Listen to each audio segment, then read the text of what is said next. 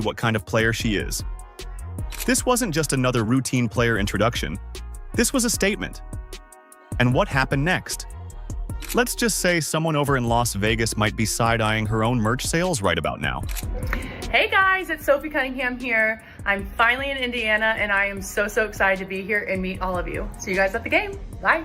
When Sophie took the mic at her press conference, she wasted no time setting the tone. She made it crystal clear. She's sassy, she's fiery, and she's got her teammates' backs no matter what. Fever fans have been craving that kind of energy, and Sophie walked in ready to deliver. No hesitation, no holding back, just pure To be here. Then, right after dropping those bold words, Sophie posed with her brand new Indiana Fever jersey, number 8, on full display.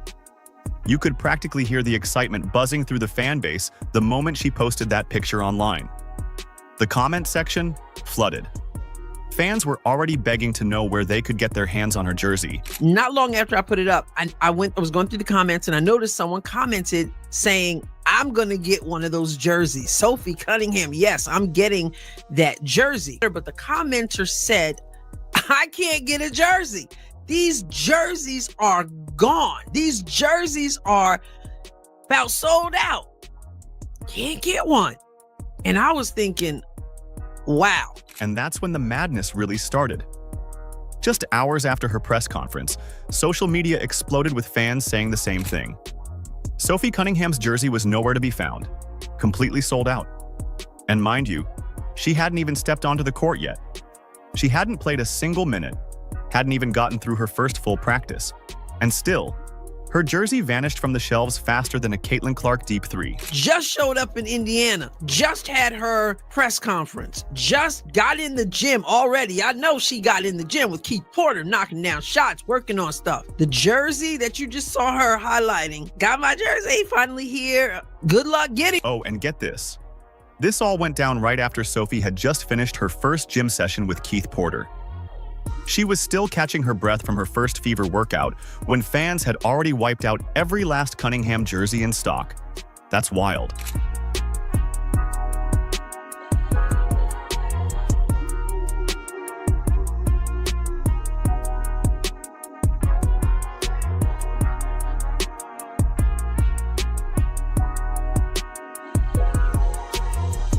Meanwhile, somewhere across the country, A'ja Wilson had to be watching this unfold like, hold up, who just sold out their jerseys before even playing a game?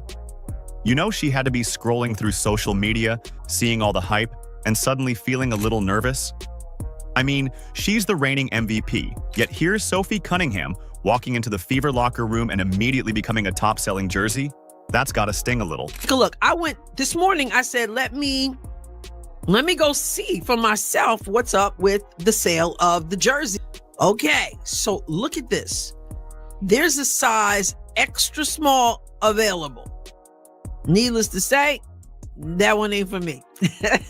So this is, look at the rest of these. If you want a small, here's the size. Here it is right here. Sold out. Right there. Think about that for a second. This isn't some longtime franchise player. This isn't a former MVP. This is a newly acquired role player, and yet her jersey demand skyrocketed like she's the face of the league. The Fever's merchandise team? Completely blindsided. Right now, they're probably still scrambling behind the scenes. And it still says low stock, one item left. One item left. I checked the site myself, expecting to maybe see a few sizes left. Nope. Every single size, medium, large, extra large, double extra large, all gone. It's like they never even existed. The only thing left? One single extra small jersey. And even that had a warning flashing. Low stock. Only one left. If you didn't move fast, you were out of luck. Cunningham just showed up in Indy. Hasn't played a game yet. And that commenter wasn't lying. If you're extra small, I guess you can grab up that one left. That's wild. I guess the message has been sent. The organization is going to have to make sure they have plenty in stock. Meanwhile, just for fun, I took a peek at A'ja Wilson's jerseys. And, well, Let's just say there's plenty of inventory available. Large, medium, small. Take your pick. No flashing low stock warnings there. Just rows and rows of Asia jerseys waiting for someone, anyone, to add them to their cart. But Sophie's?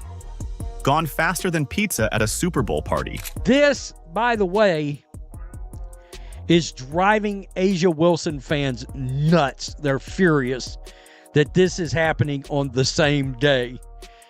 Why are they doing this? Oh my God, don't they realize the impact of Asia Wilson, blah, blah. What impact? Stop it. The Fever's merch team is officially in panic mode. They never expected this kind of response for Cunningham, and now they're scrambling to restock. Fever fans aren't just here to cheer on Caitlin Clark. They're here to ride or die for the entire team. They're putting their money where their mouths are, and the rest of the league is getting a first-hand lesson in what true fan loyalty looks like. They buy merch, basketballs, Caitlin Clark basketball. They're begging to buy Caitlin Clark's Nike shoe when that shows up. They're buying jerseys. And, you know, Asia Wilson has to be watching all this unfold, side-eyeing her untouched jerseys, wondering what just happened. She'll probably release a press conference tomorrow saying her jerseys are all sold out too. I got sweatshirts, t-shirts, different things. They're buyers. I'm not saying that no other fans are buying stuff, because obviously people are wearing stuff in stands. But it is Indiana Fever fans. Remember when she said she was invited in Unrivaled 2 and offered a higher salary less than a day after Caitlin Clark turned down their offer? And we all know Caitlin Clark turned the league down, right? Well, this source close to Asia Wilson is claiming they offered Asia Wilson more money than Caitlin Clark to play in this league. How about when she seemingly leaked her speaking fee? Or the college jersey retirement fiasco? The jealousy is unreal. Did you see how many people showed up to watch Caitlin Clark play golf? With actual attention economics at play, Caitlin's participation in any league has an existential bearing. Nobody outside of Asia herself cares about whether Asia shows up. That's crazy, because literally nobody asked, and sources close to Asia Wilson decided to answer anyway. Indiana Fever fans aren't just talking the talk. They're backing up their loyalty with their wallets. And it's reshaping the entire franchise.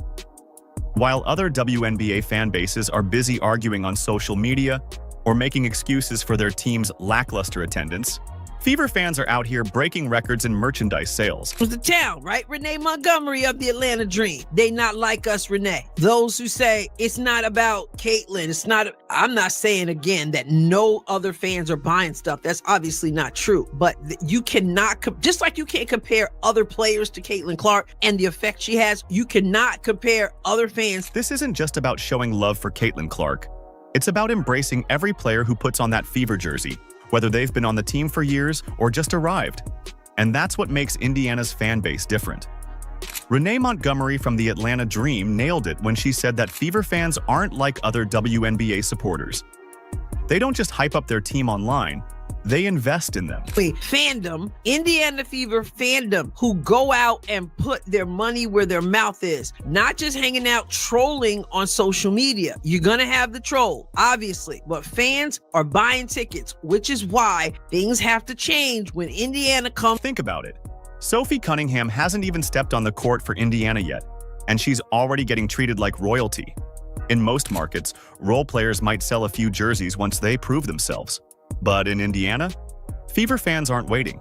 They're going all in from day one, and it's sending shockwaves through the league. The Indiana Fever fans, that to me is Exhibit A. Sophie Cunningham barely steps foot in the field house, y'all.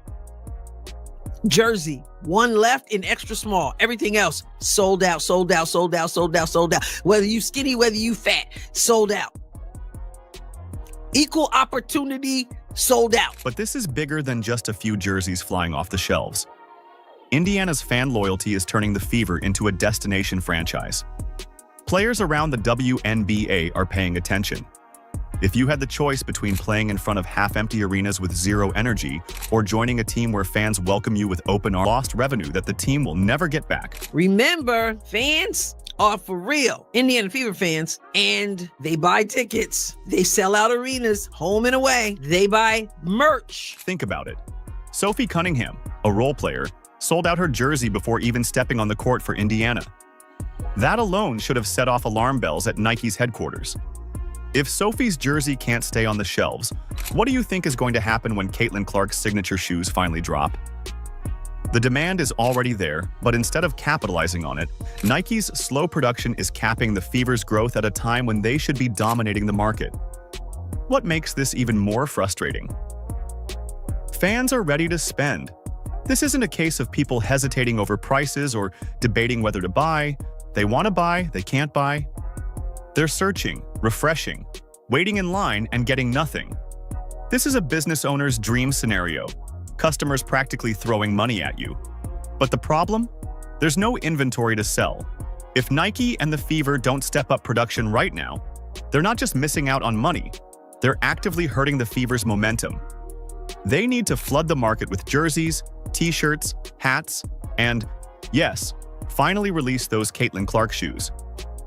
The longer they delay, the more potential revenue vanishes into thin air, and the more fans grow frustrated. Because Indiana Fever fans support, not just by running their mouth or running their fingers, they actually do something. And those who may not be able to afford it, they want to do something. And so this is just me saying, way to go, Fever fans. And we love, listen, remember how it was like nobody wants to go play in Indiana, nobody wants to play with Caitlin Clark, those fans. And we came to find out when free agency showed up, everybody wanted to go to Indiana and play for the Indiana Fever and play with Caitlin Clark, and when they got here started praising the fans. But let's take a step back and appreciate what's really happening here.